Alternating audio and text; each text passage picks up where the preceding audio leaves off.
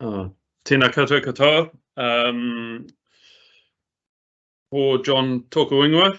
I think some of you watching may know me, and some of you may not. So the short abbreviated history of me is I live in the Wairarapa and operate a little business called Backblocks, which specialises in pest and predator control. It's certainly the space I seem to work in these days. My personal specialty is in removing predators from islands and sanctuaries and key areas where often it's one animal doing a lot of damage that needs to be removed. So sort of trapping the untrappable, I suppose you could say. And the lessons I've learned from that have translated naturally into sometimes catching more in a general way as well. Also a huge, what's the word for it? Just honoured to be a part of Save the Kiwi, and I serve in that role as the National Predator Control Advisor. So Te Taitokoro often has my visits now as well, and I've met a bunch of you up there, so very cool. So today's really just a pretty casual sort of a chat. There's been some fantastic presentations here, so hope I don't lower the standard. Look, the two subjects that I'm going to talk about today, just quickly, are ferrets versus stoats, and then we're going to talk about trapping and hoping versus trapping and knowing. So we'll start with ferrets and stoats, and I know up there where you guys are, ferrets are starting to be discussed more and more. It's a subject that I've lived with a bit over the last few years in particular, and in particular around protecting Kiwi populations. I think at this point for me in my journey, I've got about 15 to 20 predation, incursion, response resolutions under my belt. Everything from rats to cats, but ferrets are a big topic in that space. Not just with Kiwi either, but particularly also with seabirds, petrel colonies, little blue penguins, all sorts of things. I'm seeing ferrets turning up everywhere. So essentially what's happening with ferrets, what we're seeing around the country now is that ferrets are increasing their home ranges, and they're also increasing their population densities in areas where they've been traditionally in lower numbers. If I talk to an old fitch farmer who bred them for their fur back in the day, and he understands ferrets better than most, given he lived with a lot of them for a long time, and he said, you know what, a successful mating of ferrets is where two survive to breed the following season, including the parents. That is now no longer the case, and I heard somebody discuss the changing of the seasons and how that's impacting on what we're doing. What I am seeing now with ferrets, and this has really kicked off in the last 5 years, is that ferret females seem to be coming into season a month earlier than they used to. So the males are out cruising around for earlier and longer. The young ones are being born earlier, they are weaning earlier, dispersing earlier, and the litter sizes are going up as well. They are surviving better and they are breeding better. The key to that is food availability and warmer seasons that are enabling greater survivorship. So some real challenges around there.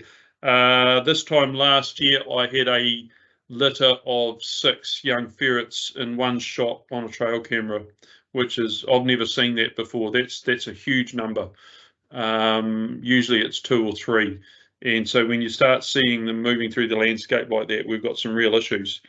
The biggest challenge we're facing with ferrets a little bit though in New Zealand is that, and let's be honest about this, is that people almost don't believe that they're an issue, or there seems to be a lack of awareness of the challenges they can create.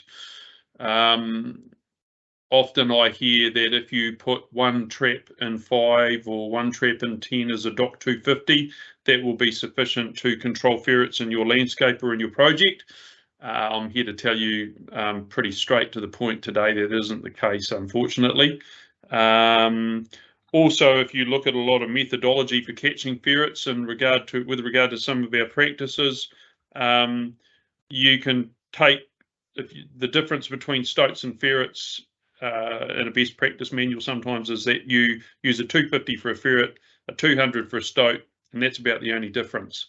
We are trying to catch ferrets like we're catching stoats, and then we're wondering why we don't do very well at catching ferrets. The reality is that ferrets and stoats are totally different animals. They move, breed, interact in the environment in a totally different way. And I loved hearing and listening to Tame's presentation at the beginning around Mātauranga. Now, let's be really honest. My dad's from Liverpool. My mum can trace her whakapapa back to England as well. And I'm about as white as you get. And a huge part of everything I do as a predator hunter centres around Mātauranga in the way that I understand it. And for me, it's all about knowledge and being open and keeping your eyes and ears open to the heartbeat and the rhythm of the area and of the species that you're targeting. And it's been a huge privilege to trap and hunt with people from various hapu and iwi from around the country, and we often find that we have an awful lot in common. And so the big key for me with all of this conversation is that Mātauranga is a very, very important word in this space. So I just thought I'd run through some of the things that I've learned about the differences between these two species and what makes them tick. And I'll just run through them quickly around, them. So ferrets, for me, 80% of what a ferret interacts with and the way it operates is about 80% is based on ground scent, 20% visual.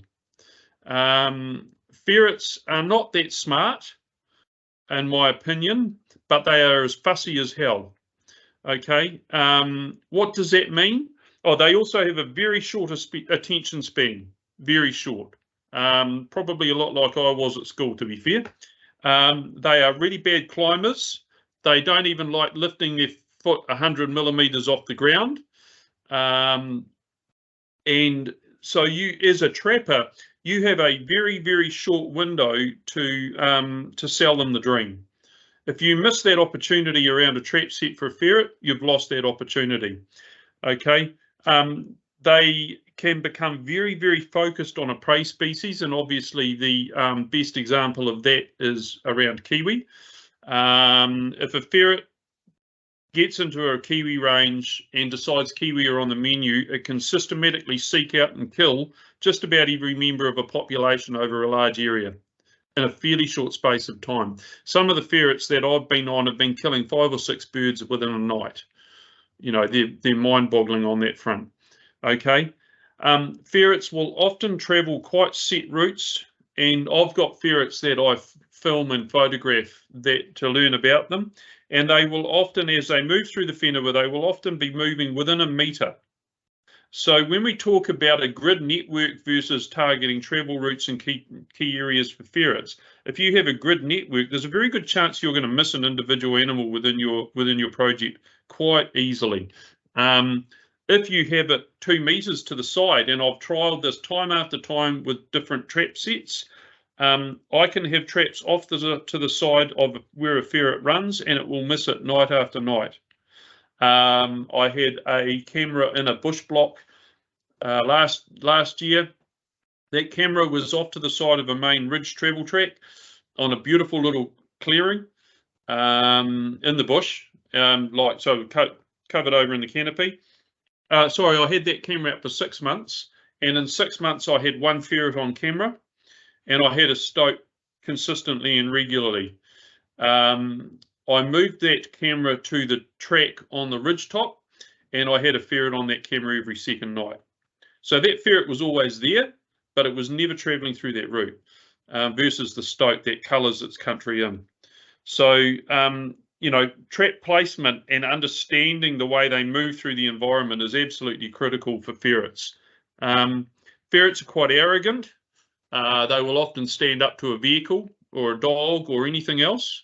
In a cage trap, the large hobs or the males are quite aggressive.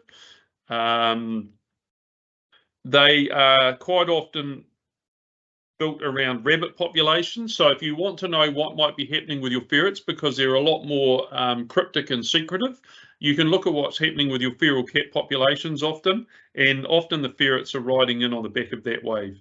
So this is what's happening. Farmland is where ferrets prefer to live.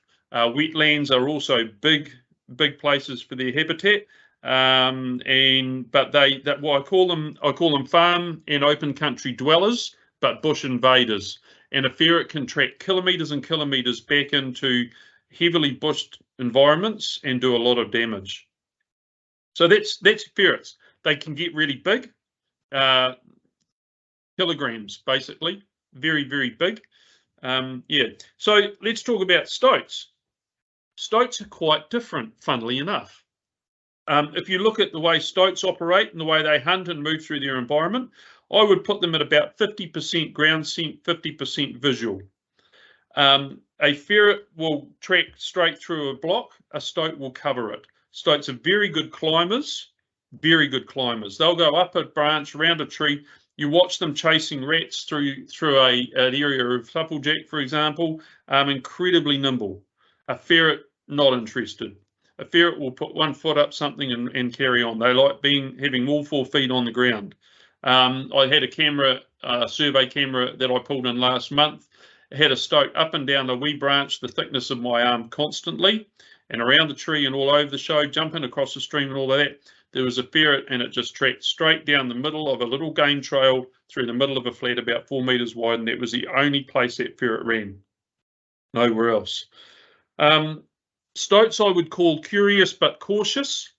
They're more cautious than ferrets, less fussy. Stoats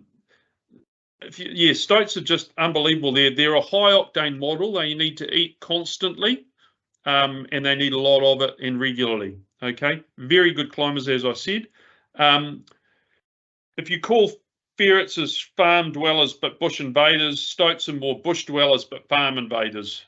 Yet stoats will live on both areas, but often we find in projects where we've got a bush reserve or a bushed area and then a buffer around in the open country around it, most of our captures of stoats are in the bush.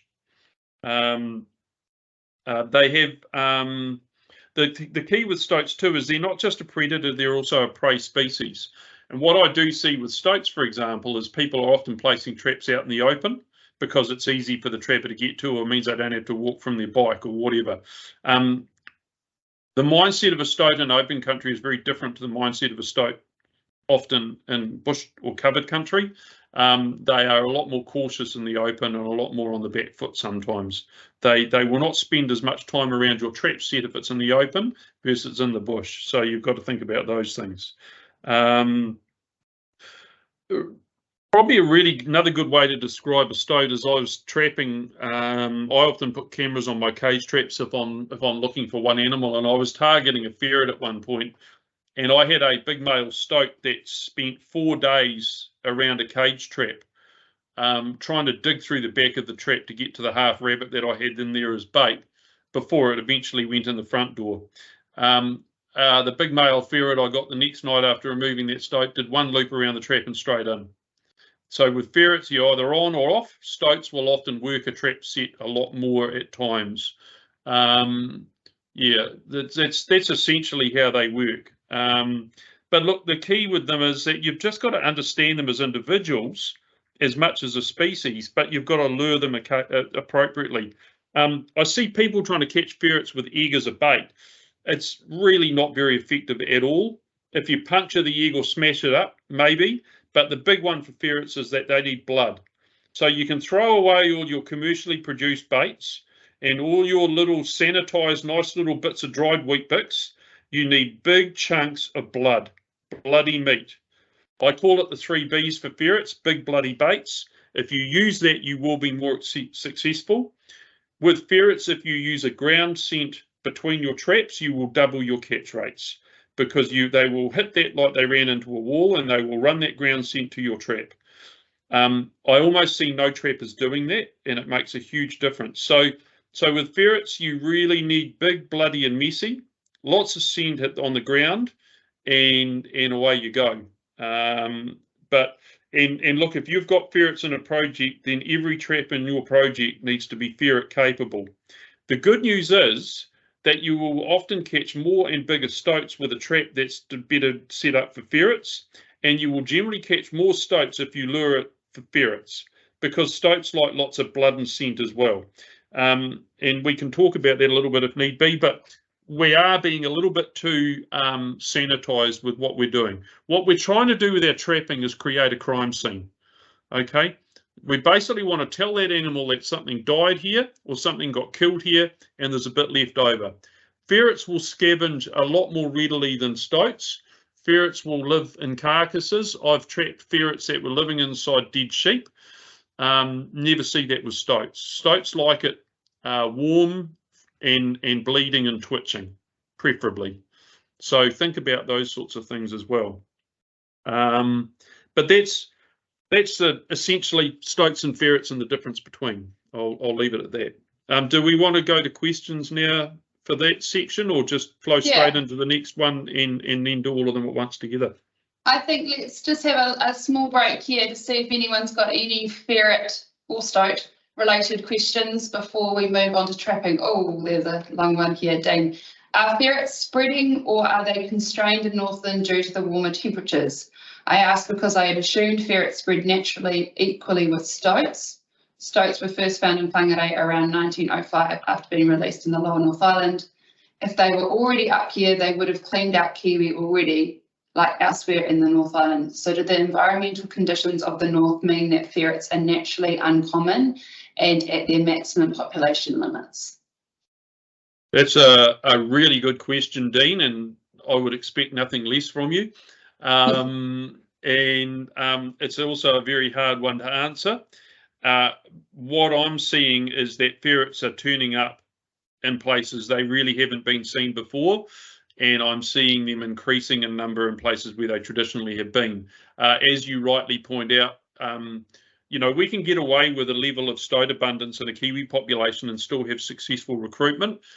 You can actually with ferrets too, but if that ferret decides that Kiwi are on the menu, you've got huge problems. They can go off like a bomb in a Kiwi population. So the fact that you have Kiwi everywhere does point to the very few, if not no ferrets anywhere. But I think that you will find that ferrets will potentially be increasing in their range in Northland, both in extent and also density of population. I think it's something that you need to be very, very aware of. Yeah, and you need to be ready. So the good news is that if you're ferret ready, you're still totally capable for stoats. If you're only stoat capable, you're going to be caught napping if a ferret turns up. I've had so many projects say, we don't have ferrets. I say, well, how do you know? And this will lead on to the next section of this presentation, but how do you know? And they've all got DOC 200s out there. We have an absolute epidemic of DOC 200s in our trapping projects in places sometimes where they shouldn't be. And when you go and you monitor properly or use traps that are capable of catching ferrets, what do you know? Suddenly we start catching ferrets. So just be aware, ferrets do not stand out. They're not readily visible because they're so nocturnal, and you often don't see them, and they can be living side by side with us and we don't even know they're here. Yeah. That's scary. Emma, you've got your hand up. You got a question?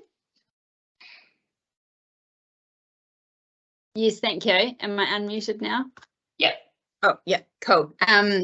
Yeah, I decided not to bother typing this all out, but thank you, John. That was really interesting, of course. Yeah, I just was wondering if you could comment a bit about, as we know, if we want the perfect trap set up for ferrets, and you're not thinking about Kiwi or other ground nesting birds, then you have big open holes and it's flush on the ground, etc., etc.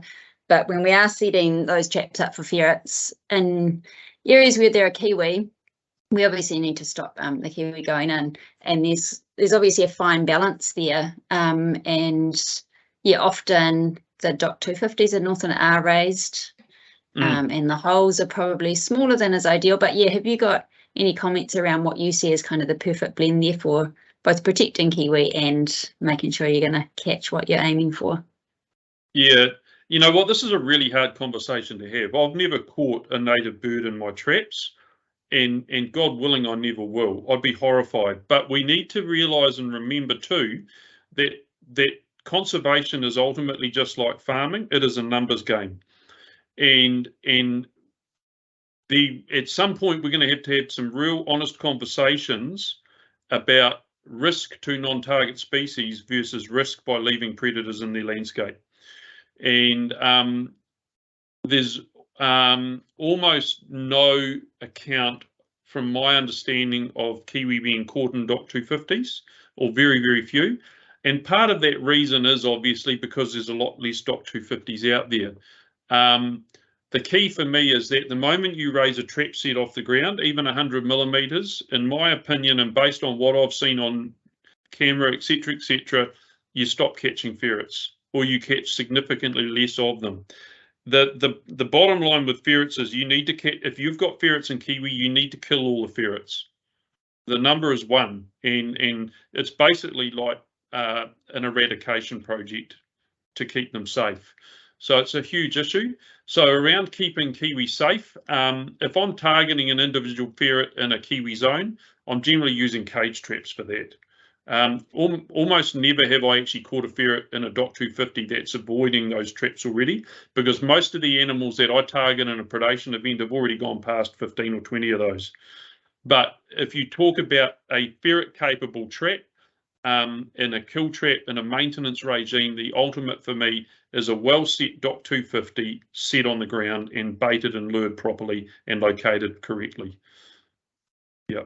And raising them 100 mils off the ground, it's a tough call. Northland is the only place that I know of that's doing that. Nobody else does.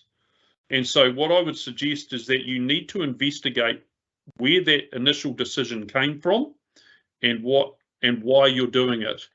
I'm not saying it's wrong, but I am saying that I think if you have a ferret and a DOC 250 that's 100 millimeters off the ground, you are far less likely to catch that ferret. And so you guys will need to make those decisions and calls, and it's not that this is not a 5-minute conversation. But I've trapped with DOC 250s in Kiwi country everywhere, with an 80 by 80 hole as per DOC standards, and I've never caught a Kiwi. Thanks, John. Dean's also asked, I know you said that no Kiwi have been caught in a DOC 250. Have any Kiwi been caught in a DOC 200? Yep, absolutely. Yep, a few. Often double set DOC 200s, I think, where sometimes the design and the makeup of the trap is not correct. But yes, they have. So the bird could get its neck and beak through and get caught by the bill on the trap plate. There's definitely some challenges in this space, and you know what, the more successful we are at growing Tonga species populations, the more this is going to become an issue. Yeah. And then you have another question, but I think probably leads into your next section, is around, can ferrets be caught in Steve Allen traps baited for cats? So I don't know if you cover that in your trapping bit next, or you want to answer that separately. Is that a raised set that you're talking about, Dean? A raised set? No. So I have caught ferrets in all sorts of traps, but if you have a trap on the ground in Kiwi country, then there's very few traps you can use. Essentially, for me in Kiwi country with ferrets, the only 2 traps I use are a DOC 250 and a cage trap. Yep, on the ground. Oh, thank you. All right. Cool. Okay. Trapping and hoping. Yeah. I sometimes feel like the Grinch who stole Christmas when we talk about this, but I think it's important for us to talk about it. And I want to be very clear that I don't want to take away from the amazing work that's being done all around the country, but but we need to be honest about some of this stuff as well. And by that, I mean, when we trap, we need to be very clear about what our objectives are. And by that, I mean, what does success look like to you? What are you trying to increase or protect? And once you know the answer to that, then you can decide what you need to do to achieve that.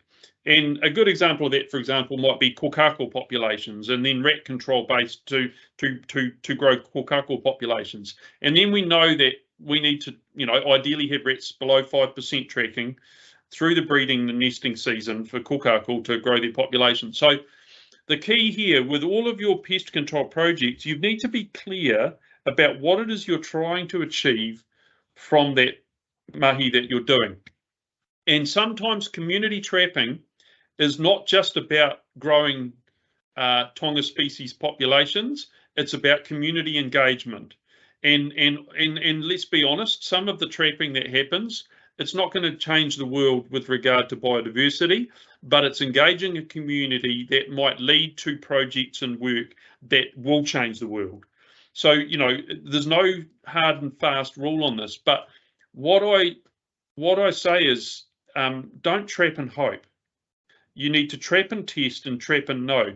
So there have been a lot of traps used and a lot of methods used in this country, and there's a lot of traps being sold and designed and developed as we speak. And what I say to projects is you need to think very carefully about what you're trying to achieve and use a type of trap and a methodology that will deliver the results that you're looking for. And that doesn't sound like rocket science, but I have seen a lot of really poor performing traps being bought and operated in this country that are not delivering anything other than the occasional dead body, but they're not changing anything.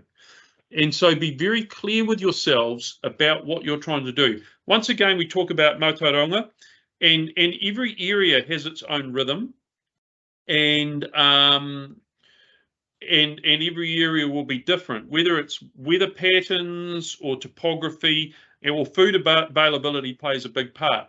So you need to work out what level of abundance you need of that predator species to be reduced to, and then figure out a way to measure that.